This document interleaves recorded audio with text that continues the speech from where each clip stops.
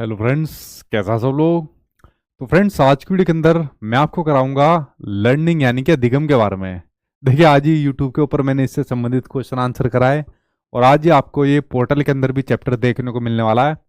But इसको हम पढ़ेंगे बहुत डिटेल के अंदर, क्योंकि एक आज आपका ऐसा चैप्टर है जो ना सिर्फ आपका सीडीपी के अंदर देखने को मिलता है, बाकी आपके दूसरे सब्जेक्ट के अंदर भी यहाँ से क्वेश्चन देखने को मिल जाते हैं। ठीक है, जो आपके लर्निंग से संबंधित क्वेश्चन देखने को मिलते हैं। ठीक, जल्दी से आ जाओ ऑनलाइन देखने को, जल्दी आ जाओ जल्दी। ठीक है, संख्या आप लोगों की आ गई, जल्दी से आ जाओ। ठीक, चलो आ जाओ, जल्दी आ जाओ, फिर मैं चैप्टर को शुरुआत करने वाला हूँ। और एक सेकंड, मुझे बताया कितने पर आप लोग लास्ट आओगे। हम्म, ठीक है भाई। हाँ, खा जाऊंगा खा जाऊंगा। हाँ हाँ हाँ, आज ये चैप्टर के क्वेश्चन यूट्यूब पर कराए थे, बट इस चैप्टर को हम कई पार्ट के अंदर लेकर चलेंगे। लर्निंग क्या होती है, प्रभावित करने वाले कारक है, आज इसके अंदर, फिर इसके डिटेल के आगे हम आगे पढ़ेंगे। फिर उसके अलावा आपके जो लर्निंग से संबंधित या आपके टीचिंग से संबंधित जो मेथड्स होते हैं, फिर आगे वीडियो के अंदर आएंगे। फिर टीचिंग के जो आपकी अप्रोच होती है वो नेक्स्ट वीडियो के अंदर पढ़ेंगे। मतलब आपका ये बड़ा चैप्टर होने वाला है जो आपके लर्निंग से संबंधित है। बेसिकली एक चीज आपको और बता दूं, देखिए जो आपकी लर्निंग से संबंधित जो थ्योरी होती है, ठीक है, लर्निंग से संबंधित बेसिकली जो आपकी थ्योरी होती है, आज तक सीटेट के एग्जाम के अंदर बस थॉर्नडाइक से संबंधित क्वेश्चन देखने को मिले हैं, जो 2 या 3 क्वेश्चन है, और वरना उसके अलावा आज तक क्वेश्चन नहीं आए हैं जो लर्निंग की थ्योरी से संबंधित क्वेश्चन है। तो मेरे ख्याल से लर्निंग की थ्योरी से संबंधित आपको इतने देखने की जरूरत नहीं है, क्योंकि दुनिया भर की लर्निंग की थ्योरी है जो मतलब होती है, तो इतनी सारी आपको पढ़ने की जरूरत नहीं है। लर्निंग से संबंधित बेसिकली सबसे ज्यादा क्वेश्चन आपके एग्जाम में आते हैं। ठीक, मैं आपको बताता जाऊंगा कि मतलब आपको क्या क्या चीजें करनी है। आपको वही चीजें करा रहा हूं जो बेसिकली जो आपके सिलेबस के अंदर है, टू द पॉइंट में आपको सिलेबस के अकॉर्डिंग पढ़ा रहा हूँ। ठीक है, सिलेबस से बाहर बिल्कुल नहीं जा रहा हूँ, वरना इतने बड़े बड़े चैप्टर है, कई कई मतलब क्लास इनके लिए लग जाती है और कई कई टॉपिक इनके अंदर बेसिकली पढ़ने होते हैं। ठीक, टू द पॉइंट में पढ़ा रहा हूँ। चलो भाई, आ गए आप लोग सब। अब इस चैप्टर की शुरुआत कर लेते हैं। देखिए, इस चैप्टर को हम कई कई क्लास के अंदर लेके चलेंगे, तब जाके आपका इस चैप्टर को मैं आपको कंप्लीट कराऊंगा। आई थिंक आप लोगों ने यूट्यूब के ऊपर आज क्वेश्चन आंसर पढ़े होंगे, सेम उसी से मिलता जुलता टॉपिक है, बट जब आप लोग इसको अलग अलग क्लास के अंदर देखोगे तो थोड़ा डिफरेंस आप देखोगे, क्योंकि आपके दूसरे सब्जेक्ट में भी जैसे मैं बात करूं आपके ईवीएस मैथमेटिक्स या दूसरे सब्जेक्ट में भी आपके यहाँ से क्वेश्चन देखने को मिल जाते हैं। ठीक, चलो भाई, आप लोग सब लाइव आ गए। अब मैं क्लास की शुरुआत कर लेता हूँ, बात करता हूँ आपके लर्निंग के बारे में यानी कि अधिगम के बारे में। देखिए, सामने का आपको डेफिनेशन देखने को मिल रही है, ये डेफिनेशन आपकी एनसीईआरटी द्वारा आधारित है। ठीक, सभी को गुड इवनिंग भाई, एक साथ बोल दिया मैंने। ये डेफिनेशन ही आपकी लर्निंग की पूरी प्रकार से व्याख्या कर देती है। ये कहती है कि अनुभव के द्वारा यानी कि एक्सपीरियंस के द्वारा जो हमारे बिहेवियर में, हमारे व्यवहार में जो अपेक्षाकृत स्थायी परिवर्तन आता है, उसी को आपका लर्निंग कहते हैं। जो आप लोगों ने जो अभी यहां पर एक्सपीरियंस गेन कर रहे हो, ठीक, जो भी आप लोग अपने एग्जाम की तैयारी करो, सीटेट के एग्जाम की तैयारी करो, या इससे पहले जो आप लोगों ने अपने टीचिंग ट्रेनिंग कोर्स के अंदर पढ़ा होगा, ठीक, जो भी आप लोगों ने अपने सीटेट के एग्जाम में पढ़ा होगा, या जो भी आप लोगों ने अपने टीचिंग ट्रेनिंग कोर्स के अंदर पढ़ा होगा, वहां अनुभव को गेन करा, वहां अनुभव लिया, उसके बाद फिर आप लोगों ने सीटेट में अनुभव ले रहे हो। ठीक, यहाँ पर कुछ आप लोगों को अनुभव मिल रहे हैं। उसके बाद मान लीजिए किसी दूसरे एग्जाम की तैयारी में आप लोग लग गए, मान लीजिए इसके बाद जैसे डीएसएसबी की वैकेंसी आपको देखने को मिलने वाली है। अब उसके लिए देखते हैं भाई आप लोग कितने एलिजिबल होते हो कितने नहीं होते हो, वो रिक्रूटमेंट आने पर पता चलेगा। तो फिर DSSS के अंदर भी आपको लर्निंग का चैप्टर आता है, वहां पर बहुत बड़ा चैप्टर आपका लर्निंग का, सारे मनोवैज्ञानिक वहां पर कूदते हुए आपको मिल जाएंगे। ठीक है, बहुत सारे मनोवैज्ञानिक आपको देखने को मिलते हैं, तो वहां कुछ आपको अनुभव मिलेगा। उसके बाद मान लीजिए आपकी जॉब लग जाती है, उसके बाद आप लोग गवर्नमेंट टीचर बन जाते हो, उसके बाद आपकी जॉब लग जाती है। आप लोग एक बात नोटिस करना, जब आप लोग अपने टीचिंग ट्रेनिंग कोर्स के अंदर थे, जब आपकी पढ़ाई चल रही थी, जब आप लोग पढ़ रहे थे टीचर बनने के लिए, और जब आप लोग टीचर बन गए, जब आपको गवर्नमेंट जॉब मिल गई, तो इन सभी के दौरान जो आपके व्यवहार के अंदर परिवर्तन आया, ठीक है, जो आपके व्यवहार के अंदर जो परिवर्तन आया, कितना चेंज कितना परिवर्तन देखने को मिला, वो आपको खुद फील हो जाएगा कि कहा यहां पर आपका कितना लेवल था और यहां पर कितना लेवल देखने को मिला, ये आपको खुद फील हो जाएगा। और ये किसकी वजह से आया, ये फील आपको देखने मिला। जो चीज आप धीरे धीरे करके सीखते गए, जो धीरे धीरे करके अनुभव की वजह से आपके व्यवहार में परिवर्तन आता गया, यही बेसिकली होता है आपका लर्निंग, होता है अधिगम होता है। अभी आप लोग क्या काम कर रहे हो? अभी तो आप लोग लर्निंग ही तो कर रहे हो, अधिगम ही तो कर रहे हो, आप लोग सीख ही तो रहे हो, और मैं आपको सिखा रहा हूं। और अभी हमारा क्या चल रहा है? टीचिंग लर्निंग प्रोसेस अभी हमारा चल रहा है, ठीक है। यानी मैं आपको सिखा रहा हूं, आप लोग मुझसे सीख रहे हो, अधिगम कर रहे हो, ठीक है। तो अभी हमारा टीचिंग लर्निंग प्रोसेस चल रहा है। तो आज हम लोग यही पढ़ना है, हमको लर्निंग के बारे में आज की वीडियो के अंदर हमको पढ़ना है, जिसके बारे में एक छोटी सी डेफिनेशन के थ्रू मैंने आपको चीजें समझाई, ठीक।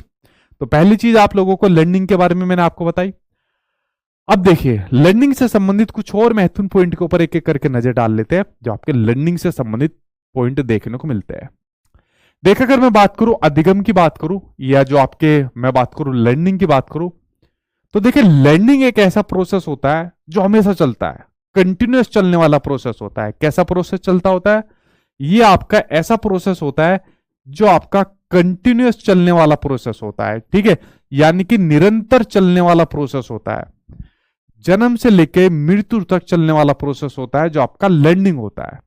बच्चा जन्म के बाद ही कुछ ना कुछ चीजें सीखने लग जाता है, किस प्रकार से खाना है, पीना है, चलना है, उठना है, बैठना है, ये सब प्रक्रिया बच्चा सीखना शुरू कर जाता है। और मरते टाइम तक आदमी कुछ ना कुछ चीजें सीखता रहता है। तो ये सब चीजें क्या होती है? यही तो लर्निंग होती है, जो आदमी कुछ ना कुछ चीजें सीखता रहता है, ठीक है। तो इसको इसलिए माना गया, एक कंटिन्यूअस प्रोसेस लर्निंग को माना गया। ये बात आप लोग समझ गए। जो कंटिन्यूअस प्रोसेस लर्निंग को माना गया है ना, इसको माना गया आपका स्पाइरल माना गया है, ठीक है।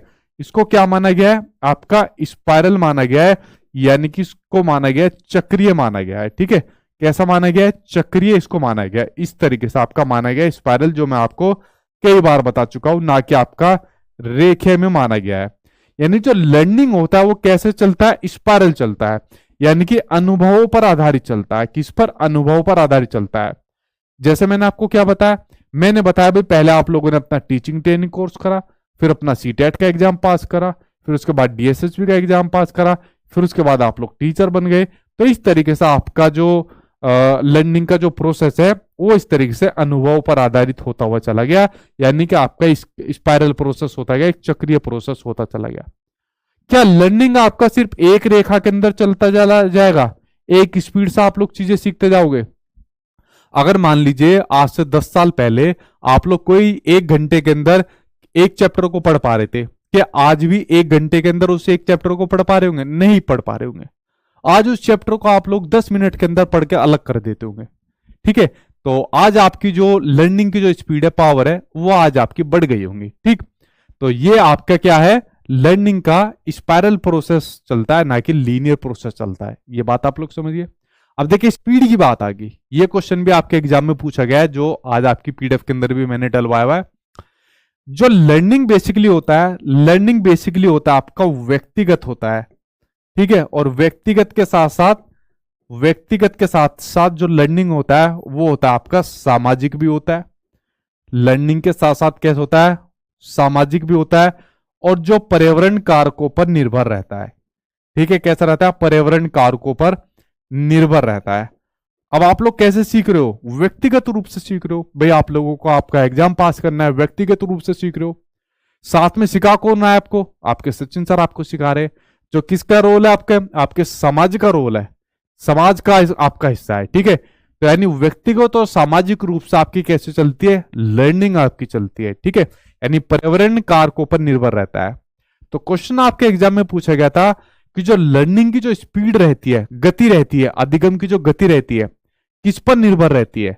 तो किस पर निर्भर रहेगी? पर्यावरणीय कारकों पर निर्भर रहेगी, ठीक है। ये बात आप लोग समझ गए। व्यक्तिगत के अलावा सामाजिक कारक इसके अंदर आ जाएंगे, जिस पर लर्निंग की स्पीड रहती है। मान लो अगर मैं आपको सिखाना बंद कर दूं, तो आप लोग क्या काम करोगे? आप लोग तलवार निकाल के बैठ जाओगे, अबे हमारा पैसा खा गया भाई, पकड़ो इसका एड्रेस तो निकालो इसका ऑफिस का एड्रेस निकालो, कहाँ रहता है, जरा खा गया, हमारे पैसों को खा गया, ठीक है। तो आप लोग पहले तो टूट जाओगे, और उसके अलावा जो आपकी लर्निंग का जो प्रोसेस था वो कैसे हो जाएगा? उसमें बाधा पड़ जाएगी। क्या पड़ जाएगी? बाधा पड़ जाएगी। तो आप लोग सीख नहीं पाओगे चीजों को, ठीक है। तो यही तो काम होगा। लेकिन उसके अलावा मैंने क्या काम कर दिया, मैंने आपको और चीजें दे दी, और मटेरियल दे दिया, ठीक है, और अच्छी तरीके से पढ़ा है, तो आपकी लर्निंग बढ़ जाएगी। आप कहोगे वाह सर मजा आ गया, ठीक। तो ये सब क्या होते हैं, पर्यावरणीय कारक होते हैं जो आपकी लर्निंग को, आपके स्पीड बढ़ाते हैं, ठीक है। और अगर नहीं अच्छे रहेंगे तो आपकी स्पीड को कम भी कर देंगे, ठीक। ये बात आप लोग समझ गए। एक बात इसमें आपको ध्यान रखनी है, जो आपकी लर्निंग होती है वो हमेशा एक्टिव तरीके से होती है, ठीक है। तोड़ दूंगा अगर कोई तलवार लेकर आया तो, ठीक है, कभी किसी का ऐसा आज तक नहीं करे जैसा सोच रहे हो, ठीक।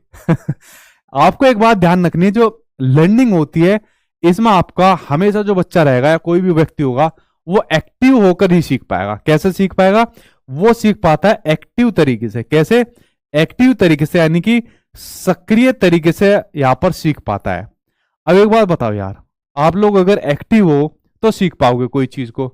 अगर आपका ध्यान नहीं है, घर वालों ने पैसे दे दिए, ले पैसे ले ले, जा कोर्स ले ले सचिन सर का और पढ़ना शुरू कर दे। आप लोगों ने कोर्स ले लिया, मन नहीं है पढ़ने का, इधर उधर ध्यान लगाया हुआ है, ठीक है, और उसके अलावा मन कहीं और है पढ़ने का, यानी एंगेज नहीं किया वो अपने आप को, यहां पर निष्क्रिय हुआ आप लोग यहां पर, तो क्या आप कोई चीज यहां पर सीख पाओगे? नहीं सीख पाओगे। तो अपने आप को एक्टिव रखना जरूर पड़ेगा, तभी आप लोग यहां पर कोई चीज को यहां पर सीख पाओगे। अच्छा देखिए, एक क्वेश्चन यहां पर, एक चीज यहां पर और दी हुई रहती है जो काफी ऑथेंटिक किताबों में दी रहती है। लर्निंग को अनुकरण के माध्यम से भी सीखा जाता है, कॉपी करके भी सीखा जाता है। कैसे सीखा जाता है? लर्निंग को जो सीखा जाता है, खासकर अगर मैं बच्चों के परिप्रेक्ष्य में बात करूं, जो बच्चा रहता है तो बच्चा कैसे सीखता है? अनुकरण के माध्यम से सीखता है, यानी कि इमिटेशन के माध्यम से सीखता है। कैसे सीखता है? अनुकरण के माध्यम से, यानी कि इमिटेशन के माध्यम से सीखता है, यानी अनुकरण करना। अनुकरण का मतलब होता है कॉपी करके सीखना, ठीक। जैसे मान लीजिए आपके सामने लिखा हुआ है, तो लिखे हुए को बच्चा कॉपी कर रहा है, अनुकरण कर रहा है और सीख गया यहां पर, ठीक है, मान लिया आपकी बात, ठीक। लेकिन उसमें आपको एक बात ध्यान रखनी है, कॉपी भी तभी करेगा तब बच्चा यहां पर एक्टिव हो पाएगा, तभी कॉपी कर पाएगा। अगर यहां पर बच्चा पैसिव हुआ, निष्क्रिय हुआ, तो बच्चा यहां पर निष्क्रिय होकर नहीं सीख पाएगा। कहते हैं ना कि उसके लिए, नकल के लिए भी अकल का होना जरूरी है। ये वाला डायलॉग आपने सुना है ना। तो यहां पर आपको अनुकरण के लिए भी सक्रिय होना जरूर होना पड़ेगा, तभी वो आप लोग यहां पर अधिगम यानी कि लर्निंग कर पाओगे, ठीक। ये बात जरूरी है, क्योंकि यहां पर सारी की चीज किससे चलती है? दिमाग से चलती है। तो आपकी कैसी संक्रिया होती है? ये आपकी मानसिक संक्रिया होती है। कैसी संक्रिया होती है? आपकी मानसिक प्रक्रिया होती है, ठीक। ये आपकी कैसी प्रक्रिया होती है? लर्निंग जो होती है, लर्निंग होती है आपकी मानसिक प्रक्रिया होती है, जो आपकी लर्निंग होती है, क्योंकि इसी के माध्यम से आप लोग सीखते हो। किससे सीखते हो? दिमाग से तो आप लोग सीखते हो। कोई ऐसा है जो दिमाग के अलावा जीभ से, नाक से, किसी अपनी आंख वाक से सीखता हो? दिमाग से सीखते हो ना आप लोग। तो दिमाग के माध्यम से आप लोग यहाँ पर सीखते हो। ये बात आप लोग यहाँ पर समझ गए। तो लर्निंग से संबंधित कुछ पॉइंट थे, कुछ बातें थी जो मैंने आपको बताई। अब यहां पर एक पॉइंट मैंने जोड़ दिया, बच्चा। अब जब मैंने यहां पर बच्चा जोड़ दिया, तो देखिए कुछ पॉइंट आपको और ज्यादा जानने जरूरी है। थोड़ा सा इनके ऊपर और नजर डालिए, नजर डालते जाओ, समझते जाओ, आपको थोड़ा सा सहूलियत होगी। देखिए, जब बच्चे की बात आती है, या किसी बड़े की भी आप लोग कह सकते हो, खासकर ऑथेंटिक किताबों में आपका बच्चे का जिक्र रहता है, आप लोग पढ़े भी बच्चे के बारे में रहे हो।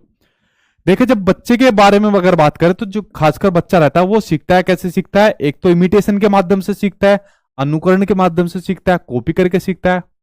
बच्चा सीखता है ऑब्जर्वेशन के माध्यम से। किसके माध्यम से सीखता है? बच्चा सीखता है ऑब्जर्वेशन के माध्यम से, ठीक है।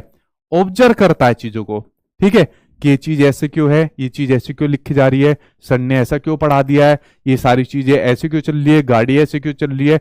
ये सब चीजों के माध्यम से बच्चा सीखता है, ऑब्जर्वेशन के माध्यम से सीखता है। दूसरा बच्चा सीखता है डिस्कवरी मेथड के माध्यम से, ठीक है, डिस्कवरी मेथड के माध्यम से, या जो आजकल सबसे ज्यादा आपका चल रहा है, ठीक है। डिस्कवरी के थ्रू आजकल बच्चा चीजें सीखता है, खुद अपने आप को एक्टिव तरीके से इंगेज करके उसके माध्यम से बच्चा यहां पर सीखता है, ठीक है। तो आपका डिस्कवरी के माध्यम से सीखता है। तो ये कुछ प्रोसेस थे जो बच्चों के बारे में दिए हुए, जिनके माध्यम से यहाँ पर बच्चा चीजों को सीखता है। यहां तक लर्निंग के बारे में कुछ मैंने आपको बेसिक जानकारी बताई, जो आपके आई थिंक समझ में आ गई होगी अच्छे तरीके से।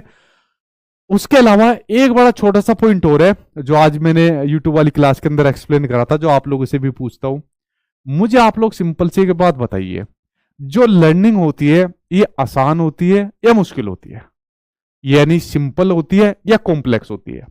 क्योंकि देखिए आप लोग पढ़ रहे हो, मैं आपको पढ़ा रहा हूं सीडीपी के लिए, लेकिन जैसा आपका दूसरा सब्जेक्ट होता है जैसे ईवीएस होता है, तो क्वेश्चन आपके एग्जाम में ही आता है। क्वेश्चन आपके एग्जाम में आता है, ईवीएस के लिए ये पूछा जाता है कि प्राथमिक क्लास के बच्चों को ईवीएस पढ़ाने का सबसे बढ़िया तरीका क्या हो सकता है, या किस माध्यम से हम उसको पढ़ा सकते हैं, सिखा सकते हैं। इस तरीके से क्वेश्चन आता है। तो वहां पर ऑप्शन में दिया होता है जटिल से सरल की ओर, सरल से जटिल की ओर, या एक्स वाई जेड और कुछ ऑप्शन दिए रहते हैं। तो पहले तो आपको यह समझना पड़ेगा कि जो आपकी लर्निंग होती है, जो आपकी अधिगम होती है, वो होती है आपकी जटिल प्रक्रिया होती है। कैसी प्रक्रिया होती है? जटिल, यानी कि आपकी कॉम्प्लेक्स प्रक्रिया होती है। ठीक है, कॉम्प्लेक्स आपका प्रोसेस होता है। कैसा प्रोसेस होता है? कॉम्प्लेक्स, यानी कि जटिल प्रक्रिया होती है। यानी जो भी आप लोग चीजें यहां पर सीख रहे हो, इसके लिए आपको एफर्ट लगाने पड़ रहे हैं, दिमाग लगाने पड़ रहे हैं। वो तो आपका कोई टीचर सही मिल गया, अगर मान लो आपको मैं अगर सही मिल गया, जो आपको अच्छे एग्जाम्पल के माध्यम से बहुत अच्छी मतलब आसान तरीके से समझा देता है, तो आपकी किस्मत है। वरना ये सभी टॉपिक आपके हार्ड टॉपिक होते हैं, जो आप लोग सीखते हो, पढ़ते हो, जितने भी पेडागोजिकल या सीडीपी के टॉपिक पढ़ते हो, हार्ड टॉपिक होते हैं। इनको तो आसान भाषा में आपको टीचर पढ़ा देता है। वरना कोई भी आप चीज सीखिए, मैं पढ़ाई की बात नहीं कर रहा, मान लीजिए आपको बाइक चलानी है, आपको गाड़ी चलानी है, या एक्स वाई जेड, आपको कोई ऐसा खेल खेलना है, क्रिकेट खेलना है, तो क्या आप उस खेल को आसानी से सीख पाओगे? नहीं खेल पाओगे। मान लीजिए क्रिकेट खेलना है, बॉल आई तड़ाक से आपके मुंह के ऊपर लगी, तो उसको सीखने के लिए आपको प्रैक्टिस करनी पड़ेगी। और बॉलर है अच्छा खासा, वो कहेगा इस बार मुंह पे मारी है, इस बार छाती पे मारूंगा, इस बार इसकी नाक तोड़ दूंगा। आप परेशान कि यार ये तो मेरा पूरा सारा जबड़ा वबड़ा तोड़ के सारा शरीर तोड़ देगा। तो आपको क्रिकेट खेलना सीखना पड़ेगा ना अच्छे तरीके से। ठीक है, तो इसलिए सीखना जो होता है ना, आसान नहीं होता। सीखना कैसा रहता है? सीखना आपका कॉम्प्लेक्स प्रोसेस होता है, जटिल प्रक्रिया होती है आपकी। कैसी प्रक्रिया होती है? जटिल प्रक्रिया होती है। लेकिन जो सीखा जाएगा ना, पहले जो सीखा जाएगा वो आपका सीखा जाएगा, पहले आदमी सरल चीजें सीखेगा और सरल से फिर वो जटिल की ओर जाएगा। कहा जाएगा सरल से फिर आपका वो जटिल की ओर जाएगा। यानी कि ये जटिल का क्या बना दिया मैंने, ठीक है, सरल से फिर आपका वो जटिल की ओर जाएगा। नहीं, जटिल ही ठीक था।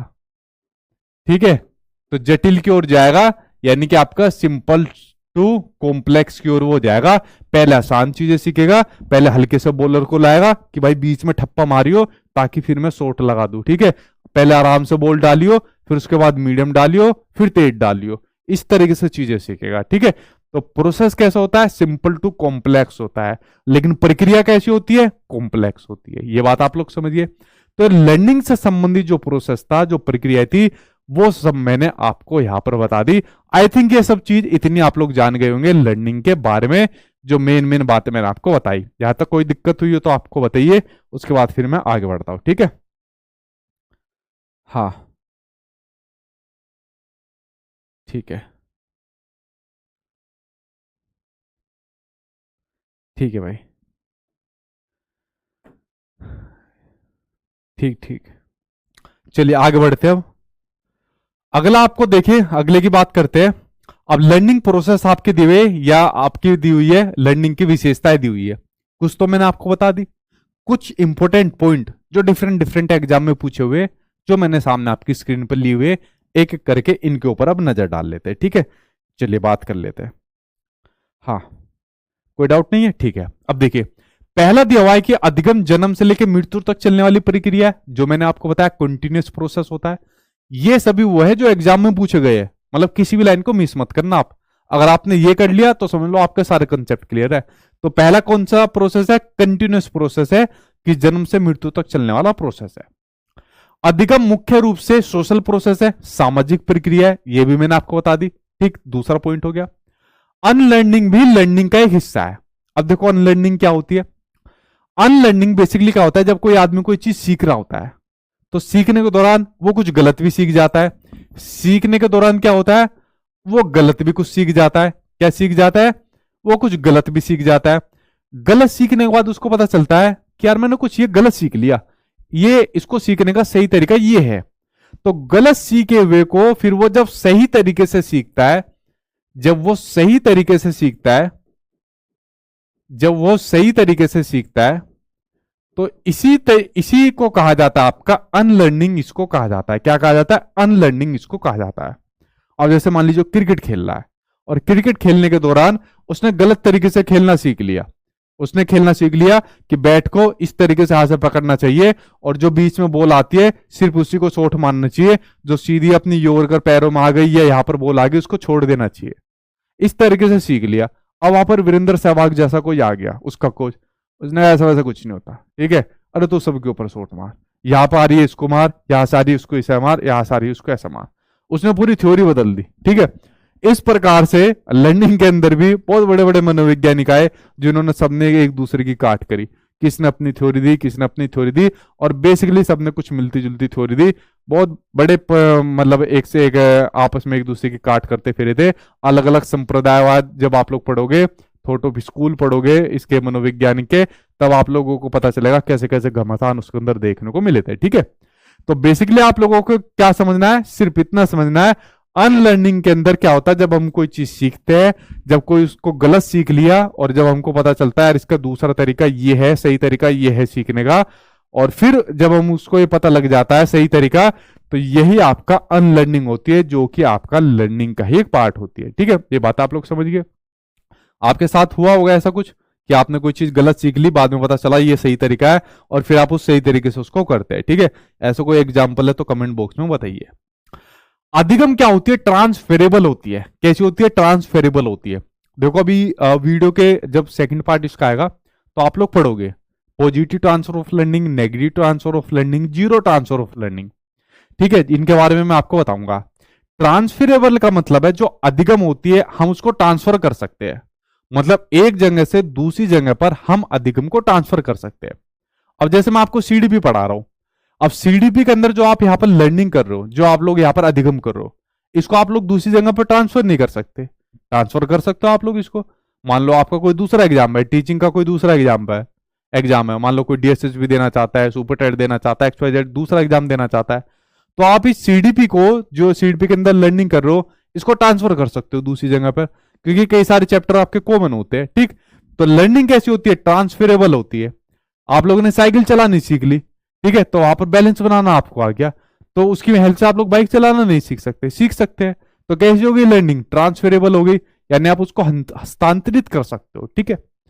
गोल डायरेक्टेड होती है, ठीक है, यानी लक्ष्य निर्देशित होती है। आपका सामने क्या गोल है? आपके सामने गोल है कि भाई हमको हमारा सीटेट का एग्जाम पास करना है, तो उसके लिए आप लोग क्या काम करो? उसके लिए आप लोग कर रहे हो यहां पर लर्निंग। लेकिन आपको एक बात ध्यान रखनी है, जो आपका गोल डायरेक्टेड ये है ना, ये आपका सेल्फ होना चाहिए, सेल्फ गोल डायरेक्टेड आपका होना चाहिए।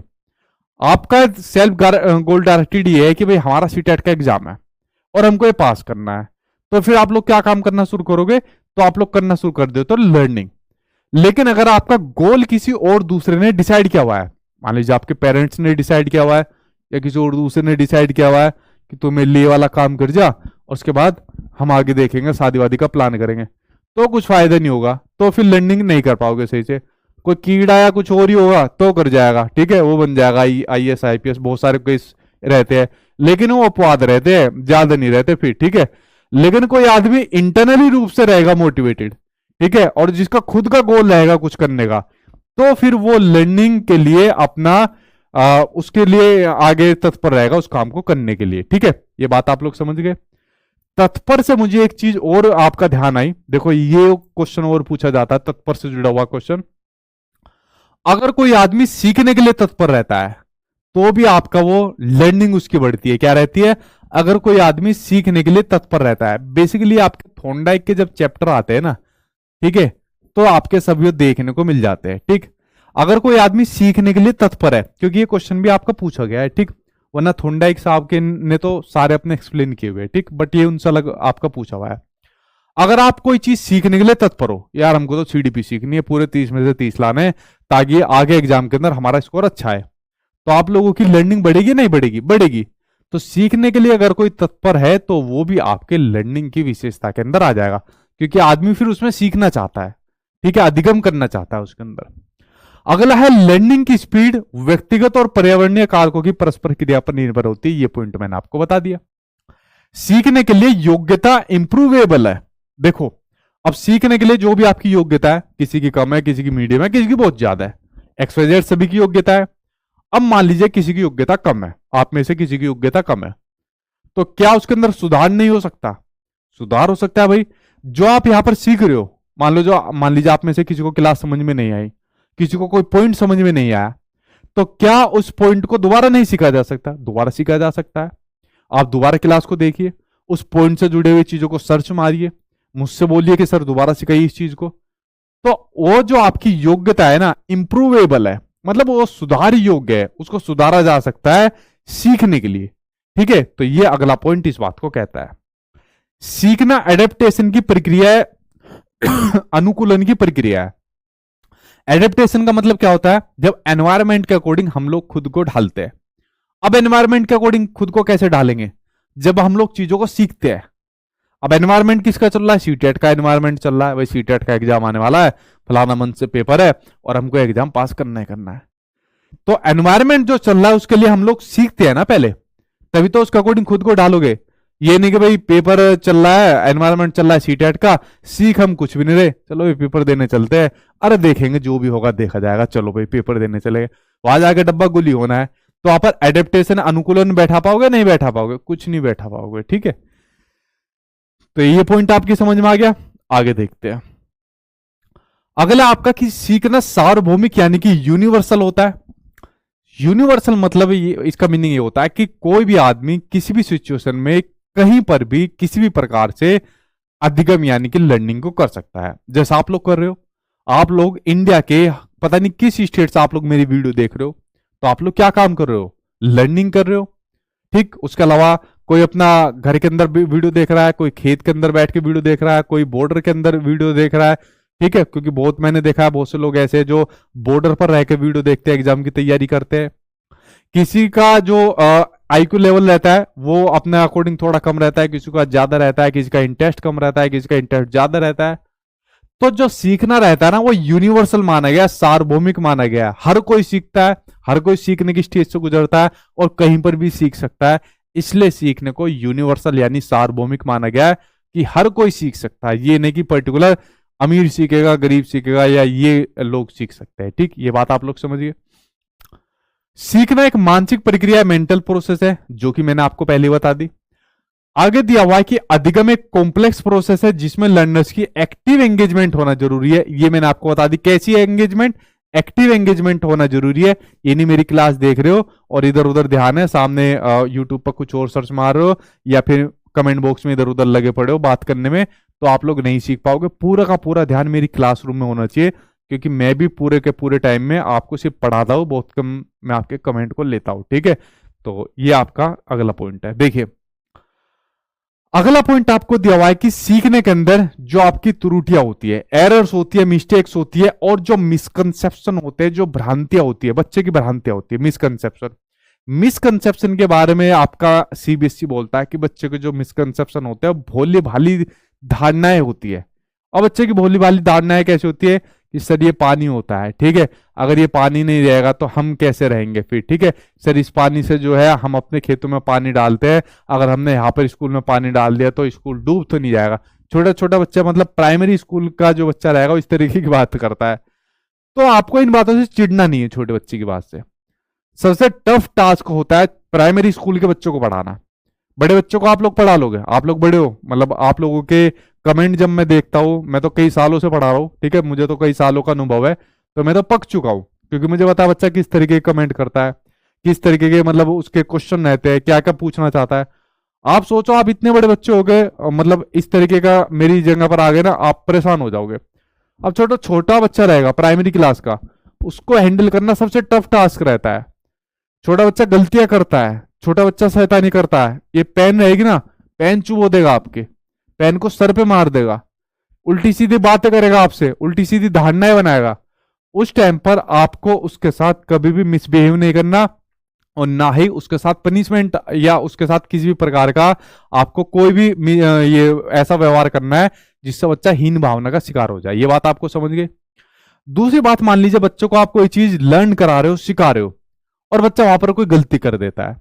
अगर बच्चा वहां पर गलती कर देता है तो इन गलतियों को भी आपको बड़ा ही महत्वपूर्ण मानना है। ठीक, ये बात मैं कई बार अपनी वीडियो के अंदर बता चुका हूं कि बच्चे या बच्चे से जुड़ी, ठीक है, बच्चे या बच्चे से जुड़ी किसी भी चीज को आपको बड़ा महत्वपूर्ण मानना है। ठीक, अगर बच्चा गलतियां कर रहा है कोई बात नहीं, गलतियां करने दो, गलतियां कौन नहीं करेगा। अगर कोई सीखेगा तो सीखते टाइम तो गलतियां करेगा, और गलतियां करने के बाद ही टीचर को पता चलेगा बच्चा कहां पर गलती कर रहा है, और फिर उस गलती को डायग्नोस करेगा, और डायग्नोस करने के बाद फिर उसको रिमीडियल टीचिंग देगा, उपचारात्मक शिक्षण वो उसको देगा। उपचारात्मक शिक्षण के अंदर वो उसको अपने टीचिंग मेथड्स के माध्यम से बता सकता है, नए नए टीएलएम लेकर आ सकता है कि बेटा देखो आपने गलती करी है, आप बार बार इस गलती को यहां पर करो, चलो मैं इसको आपको टीएलएम के माध्यम से पढ़ाता हूं। कोई टीएलएम लेकर आ गया, ऐसा स्मार्ट बोर्ड लेकर आ गया कि बेटा देखो आप यहाँ पर एक गलती कर रहे हो, इस जानवरों के नाम गलत लिख रहे हो, देखो मैं आपको इस जानवरों के नाम बोर्ड पर बताता हूं। इस तरीके से अपने टीचिंग मेथड्स के अंदर यहाँ पर टीचर चेंज करेगा, लेकिन उसकी गलतियों के लिए पनिशमेंट नहीं करेगा। क्योंकि एनसीएफ हो, एनईपी 2020 हो, या कोई भी आपका नया एनसीएफ आया हो, टीचर की बच्चे की गलतियों को बड़ा ही महत्वपूर्ण माना गया है। बच्चे की गलतियों को क्या माना गया, बड़ा ही महत्वपूर्ण माना गया है, या बच्चे के जो मिसकंसेप्शन होते हैं उनको बड़ा महत्वपूर्ण माना गया है, और यह माना गया आपके टीचिंग लर्निंग प्रोसेस का एक बड़ा ही महत्वपूर्ण हिस्सा माना गया है। क्या माना गया है, टीचिंग लर्निंग प्रोसेस का, लिखा हुआ है इसमें, मैं लिखता नहीं हूं, टीचिंग लर्निंग प्रोसेस का, टीचिंग लर्निंग प्रोसेस का एक बड़ा ही इंपॉर्टेंट हिस्सा ये माना गया है। ठीक है, क्या माना गया है, एक बड़ा ही इंपॉर्टेंट पार्ट इसको माना गया है, जो बच्चे की जो गलतियां, मिस्टेक्स और जो आपके मिसकंसेप्शन बने होते हैं, ये बात आप लोग समझ गए। इतना महत्वपूर्ण आपके एग्जाम के लिए बच्चा, अगर आपने उसको इतना महत्वपूर्ण मान लिया, समझ लीजिए आपका लगभग काम हो गया, पेडागोजी का लगभग काम आपका हो गया। ठीक, अगला दिया हुआ है, यह टीचिंग लर्निंग प्रोसेस का एक भाग है जिसमें लर्निंग के चिंतन प्रक्रिया को समझा जा सकता है। देखिए, चिंतन प्रक्रिया को तो समझा ही जा सकता है। इसमें एक यहां से क्वेश्चन ये आता है, जब चिंतन प्रक्रिया को समझने की बात आ रही है, जो टीचर होता है, ठीक, जैसे टीचर टीचिंग लर्निंग प्रोसेस में जब टीचर बच्चे के लिए इतने काम कर रहा है, तो उसके चिंतन को बढ़ाने के लिए और क्या काम कर सकता है। आपके एग्जाम में क्वेश्चन आया, जैसे आज मैं इस क्वेश्चन को डिस्कस करा रहा था, तो यहां पर उसके लिए करवा सकता है वो कंसेप्ट मैप या माइंड मैप। ये क्वेश्चन मैं आपको करवा चुका हूं, कंसेप्ट मैप जिसको माइंड मैप भी बोला जाता है, इसका यूज वो करवा सकता है। भाई डिस्कवरी मेथड का यूज करवा देगा, इंक्वायरी जिसको बोल सकते हैं इंक्वायरी का करवा देगा, ऑब्जर्वेशन के माध्यम से करवा देगा, लेकिन उसके अलावा कंसेप्ट मैप का भी यूज करवा सकता है। कंसेप्ट मैप के अंदर मैंने क्या बताया है आपको, कि जो माइंड होता है, माइंड के अंदर हमारे बहुत सारे कंसेप्ट बने होते हैं जो आपस में एक दूसरे से जुड़े रहते हैं। क्या रहते हैं, जो आपस में एक दूसरे से जुड़े रहते हैं कंसेप्ट मैप के अंदर। ठीक है, ये क्या रहते हैं, आपस में कंसेप्ट मैप के अंदर जो एक दूसरे से जुड़े रहते हैं, ये बात मैंने आपको बताई हुई है।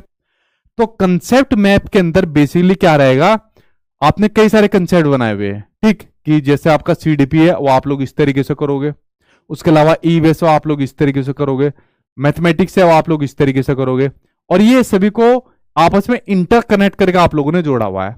और ये सभी किसके अंदर है, ये सभी आपके माइंड के अंदर आपके बने हुए हैं, जो आपके कंसेप्ट मैप या जिसको माइंड मैप भी बोल देते हैं, माइंड के अंदर बने हुए, जिससे आपके क्या बनती है, आपकी चिंतन करने की पावर बढ़ती है। ठीक, तो ये सभी आपके जब चिंतन करोगे तो आप लोग क्या काम करोगे, लर्न करोगे, यानी चीजें आप लोग यहां पर सीखोगे। ठीक, तो ये पॉइंट आपका हो गया। आगे देखते हैं भाई, आपका एक चीज और यहां पर देखने को मिलती है। देखिए, अगर मैं बात करूं यहां पर, ये चीज मैंने आपको बता दी, लर्निंग के अंदर बेसिकली जब मैं आपको बता रहा था, जैसे ईवीएस के अंदर मैंने आपको बताया कि सरल से जटिल की ओर जाते हैं, या फिर ईवीएस के लिए कौन कौन से और हम तरीके अपना सकते हैं। जैसे अगर मैं बात करूं आपके और दूसरे तरीकों की बात करूं, एक आपके टाइप्स आपके पूछ लेते, ठीक, लर्निंग के टाइप्स पूछ लेते। अब कुछ चीजें तो आपके जैसे दूसरे सर करा रहे हैं, जैसे मैथमेटिक्स के अंदर विजय सर करा रहे हैं, या फिर अगर मैं बात करूं इंग्लिश के अंदर निधि मैम करा रही है, दूसरे जितने भी टीचर है वो सब आपको करा रहे होंगे। क्योंकि मैं अगर मैं बहुत डिटेल में चला जाऊंगा तो मैं दूसरे सब्जेक्ट को भी यहाँ पर उठा लूंगा। ठीक है तो क्लास आपकी बहुत बड़ी बन जाएगी। ठीक है, जो मैं चाहता नहीं वो दूसरे सर आपको वो चीज कराते रहे, वो आपको करा देंगे। जैसे एक क्वेश्चन आज मैं डिस्कस कर रहा था तो मुझे एकदम मेरी नजर के सामने आ गया, सिंक्रोनस लर्निंग और असिंक्रोनस लर्निंग। ठीक, ये आ गया आपके सामने। कौन सी, एक है आपकी सिंक्रोनस लर्निंग, सिंक्रोनस लर्निंग, और एक है आपकी असिंक्रोनस लर्निंग। और एक है आपकी आसिंक्रोनस लर्निंग। ठीक है, ये दो प्रकार की लर्निंग है। आज से पहले नहीं आती थी सीटेट के एग्जाम में, पहली बार आई है, तो सोचा क्यों ना आपके साथ डिस्कस कर दूं। अब देखिए, जो दो प्रकार की लर्निंग है, सिंक्रोनस लर्निंग और आपकी आसिंक्रोनस लर्निंग। तो सिंक्रोनस लर्निंग के अंदर क्या होता है, इसमें सिंक्रोनस लर्निंग के अंदर जैसे हम बच्चों को जो होते हैं इंस्टेंट फीडबैक देते हैं, यहां पर तुरंत फीडबैक बच्चों को दिया जाता है। मान लीजिए मैं यहां पर आपको भी यहां पर पढ़ा रहा हूं लर्निंग के बारे में। ठीक है, तो लर्निंग में चैप्टर यहां पर पढ़ा रहा हूं, चीज आपको सिखा रहा हूं, और यहां पर आप लोग चीजें सीख रहे हो। ठीक, चीजें यहां पर आप लोग सीख रहे हो। अब सीखने के दौरान मान लीजिए अब मैंने आपसे कुछ क्वेश्चन पूछा कि भाई बताओ लर्निंग के अंदर इसको प्रभावित करने वाले कारक कौन कौन से हो जाएंगे। क्या इसके अंदर स्कूल आएगा प्रभावित करने वाले कारक के अंदर? मैंने आपसे क्वेश्चन पूछ लिया, क्या स्कूल प्रभावित करने वाला कारक आएगा? तो आप लोग क्या काम करोगे, तुरंत अपने मोबाइल के अंदर आंसर देना शुरू करोगे कमेंट बॉक्स के अंदर। ठीक है, तो ये आपका कौन सा तरीका हो जाएगा, synchronous learning, asynchronous learning? Synchronous learning, क्योंकि यहां पर क्या दिया जा रहा है, यहां पर जो आपका फीडबैक मिल रहा है, यहां पर जो आपका आंसर मिल रहा है वो आपका इंस्टेंट मिल रहा है। कैसे मिल रहा है? इंस्टेंट मिल रहा है, यानी कि तुरंत मिल रहा है। ठीक है, इंस्टेंट मिल रहा है यानी कि आपका तुरंत इसके अंदर आंसर मिल रहा है।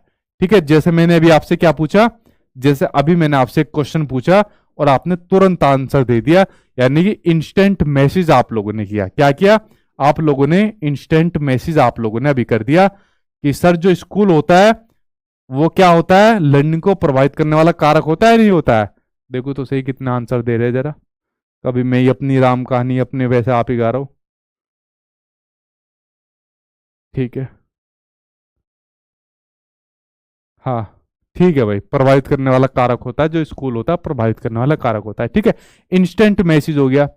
अगर आपको वीडियो कॉन्फ्रेंस करनी है, क्या करनी है, वीडियो कॉन्फ्रेंस आपको करनी है, तो ये क्या होगा वीडियो कॉन्फ्रेंस, जैसे अभी मान लीजिए हमारे सामने वीडियो कॉन्फ्रेंस चल रही है, दूसरी तरफ आप भी हो जाओ वीडियो कॉन्फ्रेंस पे, एक तरफ में हो जाओ, तो मैं क्या काम करूंगा, आपसे क्वेश्चन पूछूंगा, हाँ भाई बताओ कितना आपको समझ में आया, पढ़ा या नहीं पढ़ा?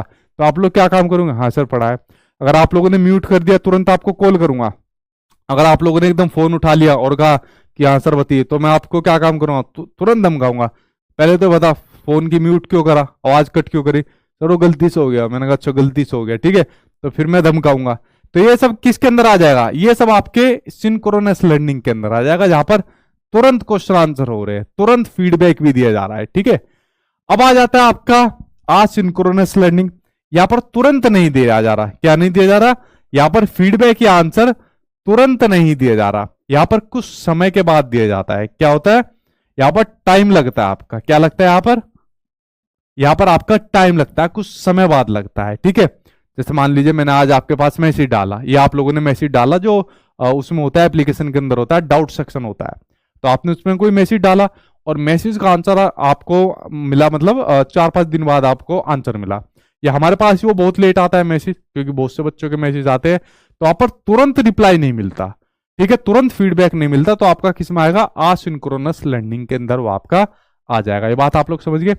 जैसे आपके एग्जाम के अंदर आया था बुक, तो बुक किसका एग्जाम्पल हो जाएगा, बुक आपका असिंक्रोनस लर्निंग के अंदर हो जाएगा। क्या हो जाएगा, बुक आपका असिंक्रोनस लर्निंग हो जाएगा। हम किताब पढ़ेंगे, किताब पढ़ने के बाद मान लीजिए हम कोई देखना है कि यार हमने जो पढ़ा वो ठीक है नहीं है।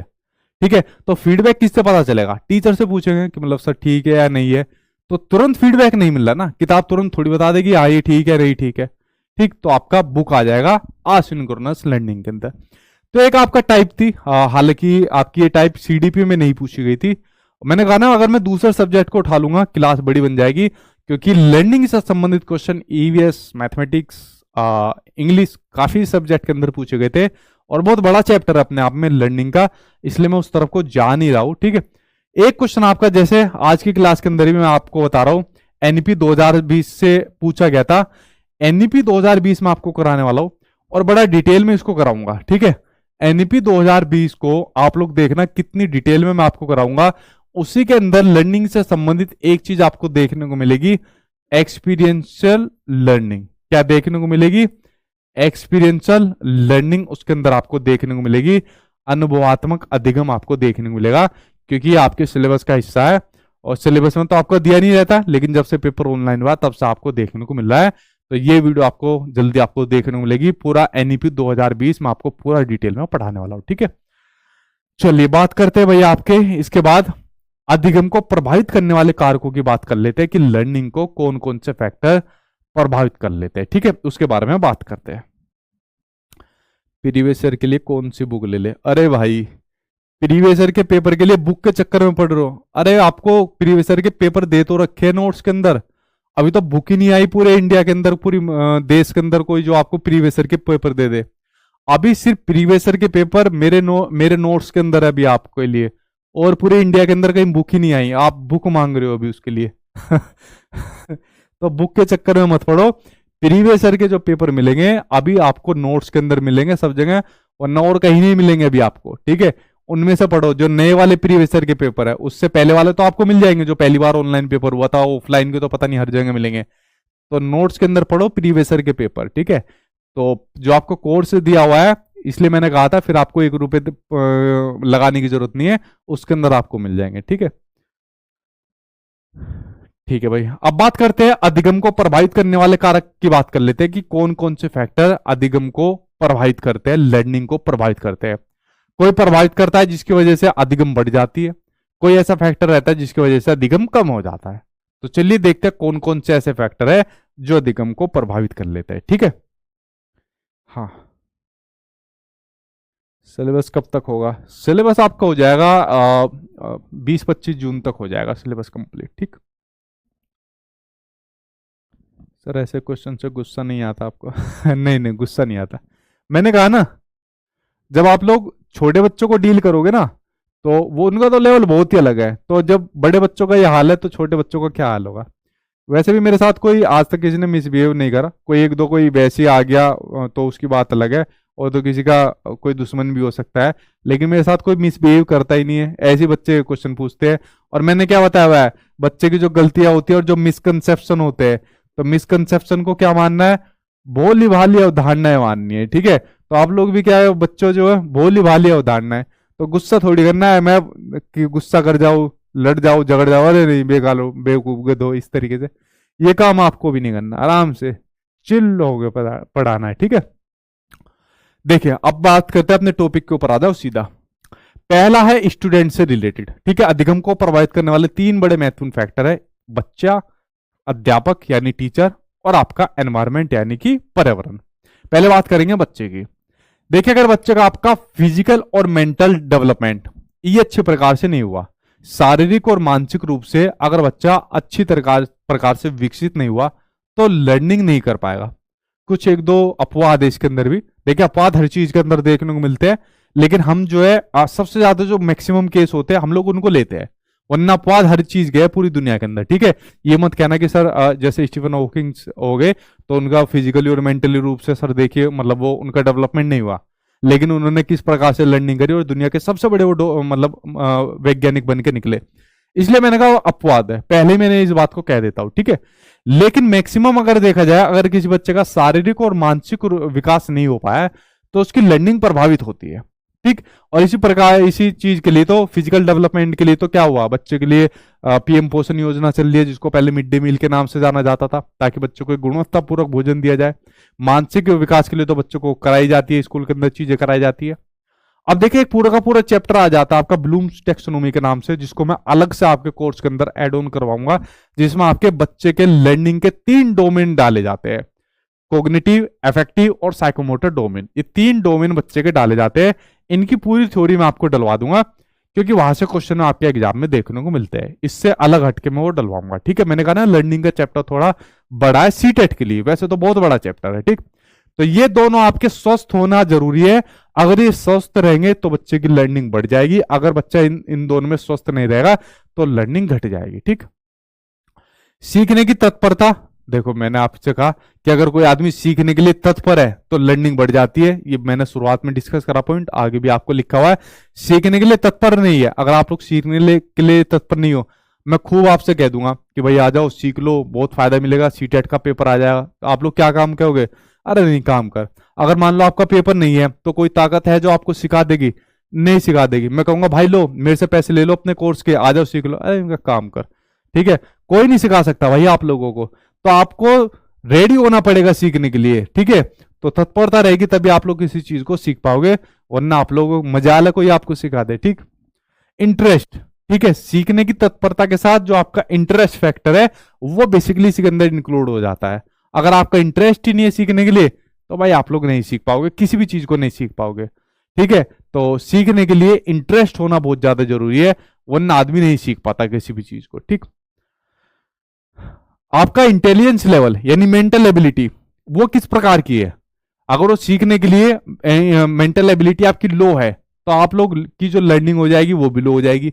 अगर वो हाई है तो वो भी आपकी ज्यादा हो जाएगी। देखिए, एक आपका साइकोलॉजिकल फैक्टर और आता है, ठीक है, यानी मनोवैज्ञानिक कारण और आते हैं।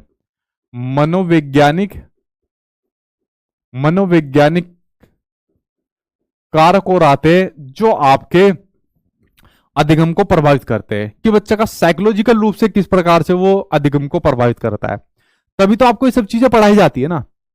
ये सब चीजें जो आप लोग सीडीबी के अंदर पढ़ रहे हो, जो आप लोग ये चाइल्ड डेवलपमेंट पढ़ते हो, पेडागोजी पढ़ते हो, ये आपको इसलिए पढ़ाई जाती है जब आप लोग टीचर बन जाओगे तो बच्चों के साथ आपको इसी प्रकार से व्यवहार रखना है जो आप लोग यहाँ पर पढ़ रहे हो, इसलिए ये सब चीजें आपको पढ़ाई जाती है। ठीक है, तो मनोवैज्ञानिक जो कारण है, साइकोलॉजिकल फैक्टर है, वो भी बड़ा प्रभावित करता है। अगर आपको इसकी नॉलेज नहीं है तो समझ लीजिए वो बच्चे की लर्निंग को प्रभावित करेगा। ठीक, अगला है आपका मोटिवेशन लेवल। देखिए, अगर बच्चा मोटिवेटेड नहीं है, अगर हम मान लीजिए आपके अंदर मोटिवेशन नहीं है, और कौन सा मोटिवेशन, इंटरनली रूप से मोटिवेटेड नहीं हो आप लोग, कैसे?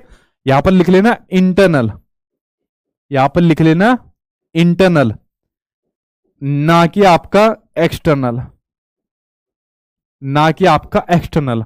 अगर आप लोग आंतरिक रूप से किसी काम को सीखने के लिए मोटिवेटेड नहीं हो, ठीक है, तो आप लोग इस चीज को नहीं सीख पाओगे।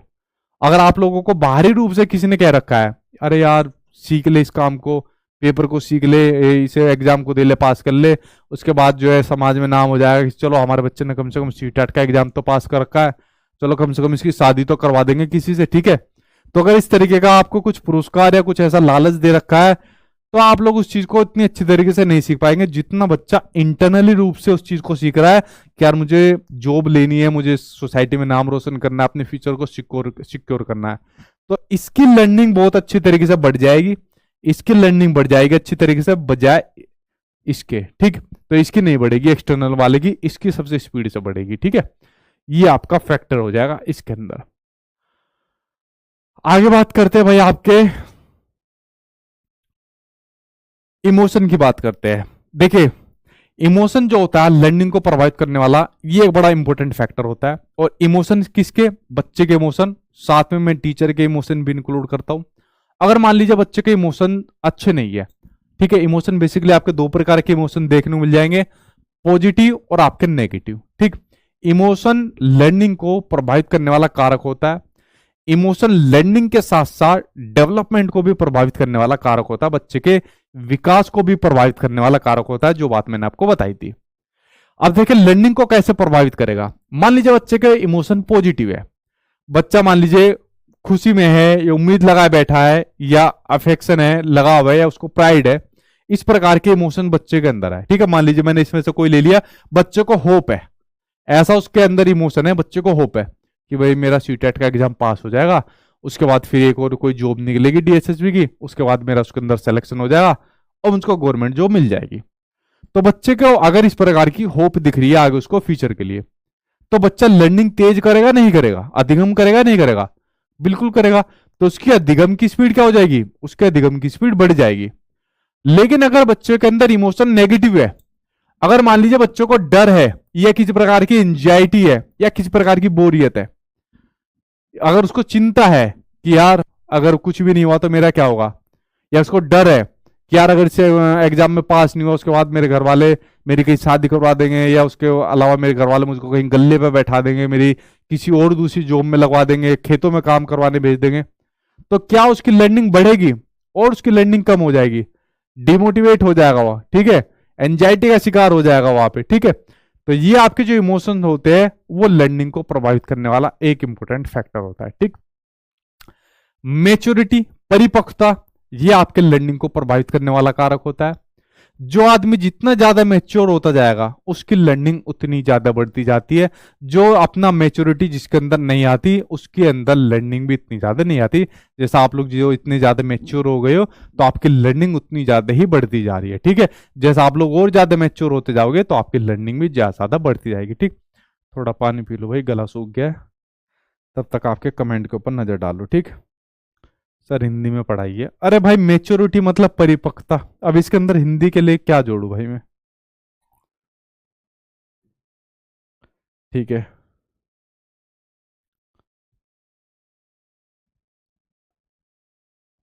हम्म, ठीक,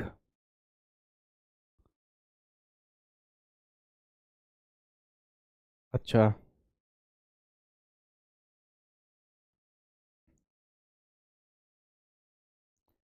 सर जो लिख के समझाते हो पीडीएफ में नहीं आता है। अच्छा वो बोर्ड वाला आ जाता है लिख के। ठीक, तो नेक्स्ट टाइम से मैं बोर्ड पर समझाऊंगा। मैं कोशिश करता हूँ कि पीडीएफ में ज्यादातर आपको लिख के दे दिया करो चीजें। ठीक, चलिए अगला है कल्चरल कंटेंट। देखिए सांस्कृतिक संदर्भ। अब देखिए हर किसी की संस्कृति अलग अलग है। ठीक, क्योंकि संस्कृति जो होती है ना वो विकास को भी प्रभावित करती है, लर्निंग को भी प्रभावित करती है। अब किसी के कल्चर में ये वाली बात कही है कि भाई हम तो नहीं पढ़वाएंगे, ठीक है, हम तो नहीं सिखवाएंगे, हम तो पढ़ाई नहीं करवाएंगे अपने बच्चे की, हमारे यहाँ जो है ना काम धंधा करवाते हैं, बिजनेस करवाते हैं, बिजनेस।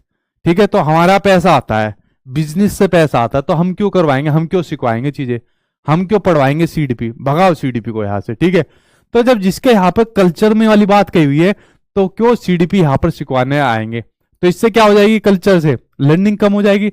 अब किसी के कल्चर में वाली बात कही है, नहीं भाई हमारे यहाँ तो टीचर बनाना है, टीचर बनाने के लिए सीटेट पास करना जरूरी है, उसके लिए सीडीपी पढ़ना जरूरी है, तो वहां पर वो सीडीपी पढ़ने के लिए कहेंगे, तो लर्निंग वहां पर बढ़ जाएगी आपकी। ठीक है, तो जो आपका कल्चर, जो संस्कृति होती है उस वो भी आपका इंपॉर्टेंट फैक्टर निभाती है।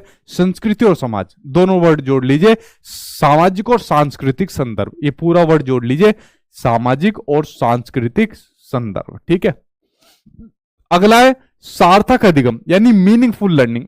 देखो बड़ा महत्वपूर्ण आपका मीनिंगफुल लर्निंग, ये आपके कई बार एग्जाम में पूछा जाता है। ठीक है, कई बार एग्जाम में पूछा जाता है मीनिंगफुल लर्निंग यानी कि सार्थक अधिगम।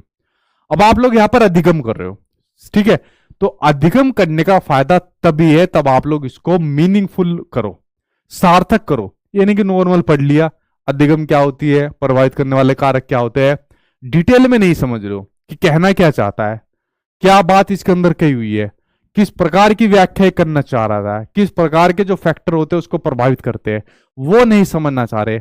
मैं आपको क्या समझाना चाह रहा हूं वो नहीं समझना चाह रहे, बस ऊपरी ऊपरी तौर से इसको पढ़ लिया। अगर ऊपरी तौर से पढ़कर सिर्फ आप इसको स्मरण कर रहे हो, याद कर रहे हो, तो समझ लीजिए आपका या अधिगम करने का कुछ फायदा नहीं है। जब तक आप लोग इसको अंडरस्टैंडिंग के माध्यम से समझोगे नहीं, ठीक है, यानी कि मीनिंगफुल लर्निंग इसकी नहीं करोगे, जो एक्चुअल में ये चीज कहना चाहता है वो उस चीज का भाव आप लोगों ने नहीं समझा, तो आपकी ये मीनिंगफुल लर्निंग नहीं मानी जाएगी। ठीक है, ये बात आप लोग समझिए।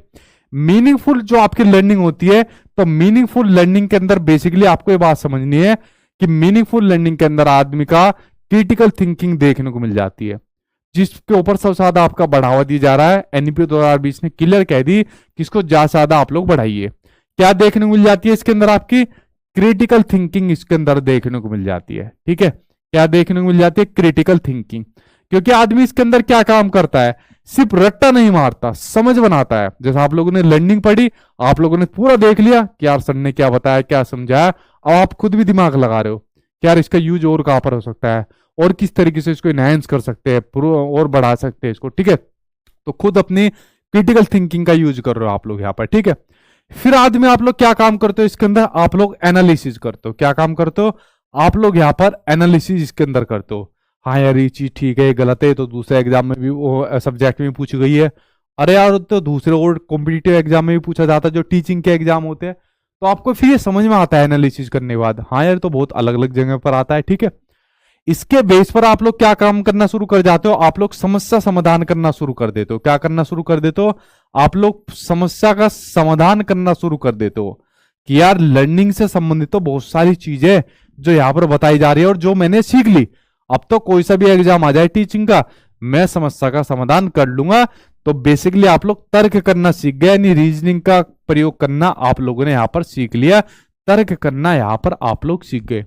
तो ये सभी चीजें किसके अंदर आ जाती है, ये सभी चीजें बेसिकली आ जाती है आपकी मीनिंगफुल लर्निंग के अंदर आ जाती है, जो आपके अधिगम को सार्थक रूप से प्रभावित करती है। क्या काम करती है, जो आपके अधिगम को सार्थक रूप से प्रभावित करती है। ठीक है, अधिगम को सार्थक रूप से प्रभावित करती है। किससे, सार्थक रूप से, या कह सकते हो पॉजिटिव रूप से प्रभावित करती है, सार्थक रूप से प्रभावित करती है। ठीक है, तो ये है आपकी मीनिंगफुल लर्निंग, यानी कि आपकी सार्थक अधिगम है आपकी। ठीक, ये बात आप लोग समझ गए, बड़ी महत्वपूर्ण आपकी मीनिंगफुल जो आपकी लर्निंग मैंने यहां पर बताई। ठीक, चलो भाई अब बात करते हैं, पहला फैक्टर हो गया आपका बच्चा, पहला फैक्टर हो गया। अब बात करते हैं दूसरे फैक्टर की। दूसरा फैक्टर है टीचर यानी कि अध्यापक।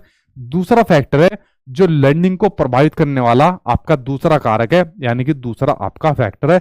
इसके बारे में बात कर लेते हैं। ठीक है, हाँ ठीक, अच्छा थक तो नहीं गए इसके बारे में भैया आज? चलो देखते, इसके बाद देखते कितनी जान आप लोगों में बची है। वैसे भी ये अलग अलग क्लास में होगी। दूसरे फैक्टर के बारे में बात कर लेते हैं, अध्यापक। अब देखिए अध्यापक लर्निंग को प्रभावित करने वाला कारक है। जैसे मैं आपका अध्यापक, अगर मैं सही नहीं होऊंगा तो आप लोग चीजें सीख पाओगे, नहीं सीख पाओगे। पहला फैक्टर है सब्जेक्ट की नॉलेज। अगर टीचर को अपने सब्जेक्ट की नॉलेज ही नहीं है, सही तरीके से पढ़ा ही नहीं पा रहा, खुद ही नहीं आता उसको, तो वो दूसरे को क्या पढ़ाएगा? तो खुद को अपने सब्जेक्ट की नॉलेज होनी चाहिए।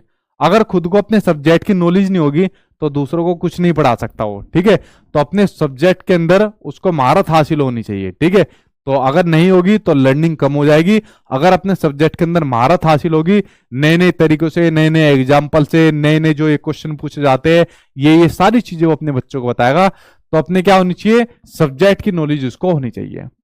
दूसरी बात है इंडिविजुअल डिफरेंसेस, यानी कि व्यक्तिगत विभिन्नताओं का ज्ञान उसको होना चाहिए। क्या होना चाहिए, उसको व्यक्तिगत विभिन्नताओं का ज्ञान उसको होना चाहिए। किसका, व्यक्तिगत विभिन्नताओं का ज्ञान उसको होना चाहिए। जैसे आप लोग जितने भी वीडियो देख रहे हो, तो आप लोग क्या हो, व्यक्तिगत विभिन्नता का सबसे बढ़िया एग्जाम्पल हो। भाई कोई अपना अलग अलग भाषा बोलने वाला बच्चा है, किसी का आईक्यू लेवल कम है, किसी का आईक्यू लेवल ज्यादा है, किसी का पढ़ने के अंदर इंटरेस्ट है, किसी का पढ़ने के अंदर इंटरेस्ट नहीं है। ठीक, किसी का मोटिवेशन ज्यादा है, किसी का मोटिवेशन कम है। तो जब क्लासरूम में इस प्रकार से व्यक्तिगत विभिन्नताओं वाले बच्चे देखने को मिलते हैं, तो एक टीचर को उन व्यक्तिगत विभिन्नताओं के अकॉर्डिंग अपने टीचिंग मेथड्स को कराना चाहिए। उसी प्रकार से टीएलएम का भी यूज उन बच्चों के अकॉर्डिंग यहां पर उसको यूज करना चाहिए। और इन इंडिविजुअल डिफरेंसेस की नॉलेज उस टीचर को होनी चाहिए, तभी आपकी लर्निंग बढ़ पाएगी। अगर उसको इंडिविजुअल डिफरेंसेस की नॉलेज नहीं है, जो आपका प्रतिभाशाली बच्चा है उसको भी सेम पढ़ा रहा है, और जो आपका लो बच्चा है उसको भी सेम पढ़ा रहा है, तो प्रतिभाशाली बच्चों को डुबो देगा वो। अगर प्रतिभाशाली बच्चों को ज्यादा स्पीड से पढ़ा रहा है और लो बच्चा है उसको भी तेज स्पीड से पढ़ा रहा है, तो लो बच्चों को डुबो देगा।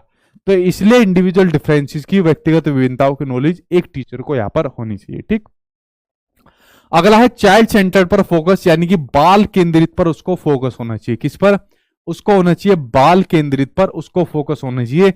जो यहां पर एक टीचर रहता है उसको बाल केंद्रित पर फोकस होना चाहिए, क्योंकि सारी प्रक्रिया किसके लिए कर रहा है, सारी प्रक्रिया वो कर रहा है बच्चे के लिए। अगर बच्चे पर ही फोकस नहीं करेगा तो वो जो आपकी लर्निंग यहां पर हो रही है वो किसी काम की नहीं मानी जाएगी। तो बाल केंद्रित उसको फोकस होना पड़ेगा, ना कि टीचर सेंटर्ड होना पड़ेगा। जहां पर टीचर सेंटर्ड आ जाए, देखते गलत काट देना, सिर्फ और सिर्फ जो चलेगा वो चलेगा बाल केंद्रित यहां पर चलेगा। ठीक, ये बात आप लोग समझ गए। अगला है उसको एक्टिव और इंटरेस्टेड बनना पड़ेगा, यानी सक्रिय उसको बनना पड़ेगा। ठीक है, सक्रिय बनना पड़ेगा और उसको इंटरेस्ट जगाना पड़ेगा बच्चों के अंदर कि बेटा देखो ये पेपर क्वेश्चन एग्जाम में आएगा, देखो ये आपके इस तरीके से पढ़ा जाता है।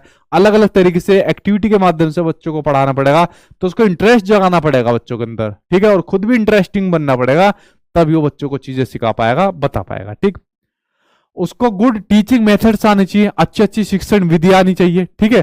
तो कौन कौन सी शिक्षण विधियां है, इसके ऊपर आपकी क्लास अलग से आएगी, जो जैसे कि मैंने कहा अलग अलग पार्ट में आपकी आने वाली है। तो टीचिंग मेथड्स के ऊपर आपकी क्लास आएगी, कौन कौन से टीचिंग मेथड्स होते हैं और खासकर बाल केंद्रित विधियां कौन सी होती है, जो आपकी जिसकी नॉलेज आपको होनी चाहिए, ठीक है। तो उसको अच्छे टीचिंग मेथड्स आने चाहिए जिसकी वजह से वो बच्चों को अच्छी लर्निंग करा पाए। अगर नहीं आते होंगे उसको टीचिंग मेथड्स, एक तरीका उसने बता दिया, बच्चों को समझ में नहीं आया, वही जाकर उनको धमका दिया, बैठा दिया, तो बच्चे की लर्निंग अच्छी प्रकार से नहीं हो पाएगी, ठीक। ये बात आप लोग समझ गए। आगे बात करते हैं। सर अब कल के लिए रहने दीजिए। अच्छा चलो ठीक है, इसको तो करो, इसको तो कंप्लीट करो, ठीक। अगला है पेडागोजिकल अप्रोच, ठीक है। पेडागोजिकल अप्रोच का यूज होना चाहिए, जो आप लोग यहाँ पर पेडागोजी कर रहे हो इस अप्रोच का यूज करना चाहिए, इसकी नॉलेज उसको होनी चाहिए कि किस प्रकार से बच्चों के साथ ट्रीट करना है, व्यवहार करना है, बच्चा गलती कर रहा है, शैतानी कर रहा है, तो वहां पर किस प्रकार से उसके साथ पेश आना है, इन सभी की नॉलेज यहाँ पर उस टीचर को होनी चाहिए, ठीक है। तो ये सभी जो ज्ञान है, ये सभी जो बातें हैं, वो एक टीचर के अंदर यहाँ पर होनी चाहिए। अगर नहीं होगी तो लर्निंग को प्रोवाइड करेगी, कम करेगी, अगर होगी तो आपके लर्निंग को बढ़ावा यहाँ पर देगी, ठीक। तो ये बात हो गई आपके टीचर से संबंधित। अब बात करेंगे एनवायरनमेंट से संबंधित, नेक्स्ट क्लास में बात करेंगे, क्योंकि आपकी क्लास बड़ी हो गई है और मैं नहीं चाहता आप लोग बोर हो जाए। तो नेक्स्ट क्लास में इसके अगले पार्ट के ऊपर हम लोग बात करेंगे। अगर आपका अब कोई क्वेश्चन बचा हो तो पूछिए, ठीक है। बहुत लेट हो गया सर, अभी काम से आए हो, ठीक है कोई बात नहीं, नींद आ रही है सर अच्छा ठीक है, अब कोई क्वेश्चन बचेगा हो जल्दी से पूछिए, फिर मैं वीडियो को स्टॉप करता हूँ और अगली क्लास के अंदर मैं फिर इसको कंप्लीट करा दूंगा, ठीक है। ठीक है, पूछे जल्दी से क्या आपका सवाल है, क्योंकि आपकी क्लास बड़ी हो गई है, 1 घंटे की हो गई है, ठीक। हाँ।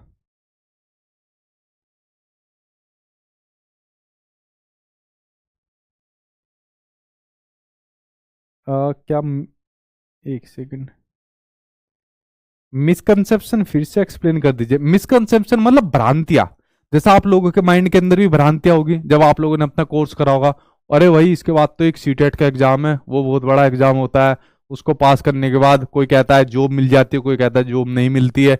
ऐसे मिसकंसेप्शन बने होते हैं, छोटे बच्चे के मिसकंसेप्शन बने होते हैं छोटे बच्चे के मिसकंसेप्शन क्या बने होते हैं, जैसा आपके भी बने होते हैं कि भाई अकेले में नहीं जाना चाहिए, भूत खा जाएगा, जैसे मैंने आपको कहा था, जो आपके प्रारंभिक काल्पनिक जो चीजें रहती है, वो जो डर होते हैं वो बच्चे के 12 साल की उम्र में खत्म हो जाते हैं। तो ऐसे बच्चे के मिसकंसेप्शन बने होते हैं। पढ़ाई को लेकर बच्चे के मिसकंसेप्शन बने होते हैं कि नहीं ये जो आपकी जोड़ा जाता है वो इधर से जोड़ा जाता है, जैसा जो आपका एल्गोरिदम मेथड होता है, ठीक है। एल्गोरिदम मेथड के अंदर क्या होता है, जैसे मान लीजिए हम 24 जोड़ रहे हैं और 24 में हमको जोड़ना है 28 जोड़ना है, ठीक है। तो बच्चा इसको किधर से जोड़ेगा, बच्चा इसको जोड़ेगा इधर से, 2 और 2 4, और फिर 8 में जोड़ेगा 12, इस तरीके से जोड़ देगा। तो बच्चा इस तरीके से जोड़ता है, इस तरह से गलतियां करता है, ऐसे मिसकंसेप्शन होते हैं कि मतलब इधर से जोड़ना चाहिए। अब बच्चों को इस पर क्या करना चाहिए, इस गलती पर डांटना चाहिए, पनिशमेंट देना चाहिए, जी नहीं, डांटना नहीं चाहिए। और जो मिसकंसेप्शन होते हैं भोले वाले मिसकंसेप्शन होते हैं, मतलब ठीक है, तो इनको सुधार करना चाहिए, डायग्नोस करना चाहिए, फिर रिमीडियल टीचिंग देनी चाहिए, ठीक है। तो जैसे मान लीजिए इस तरीके से कुछ यहाँ पर बच्चे ने कर दिया, तो ये भ्रांतियां होती है बच्चे की, जैसा आप लोगों की भी, बच्चों की तो छोड़ो, बड़े बड़ों की भ्रांतियां होती है, बहुत बड़ी भ्रांतियां होती है, ठीक है। तो ऐसे मिसकंसेप्शन होते हैं, ठीक। ठीक है, और पूछो कोई जल्दी। इमोशन तो बता चुका हूँ, बहुत आसान इमोशन तो, ठीक है, दोबारा वीडियो देखे आप लोग। हाँ, अब मान सकते हैं मिसकंसेप्शन को, अफवाह के मतलब अफवाह तो ज्यादा हो जाएगा, भ्रांतियां ही ज्यादा अप्रोप्रिएट है, ठीक। अफवाह के अंदर ले सकते हो ऐसे से।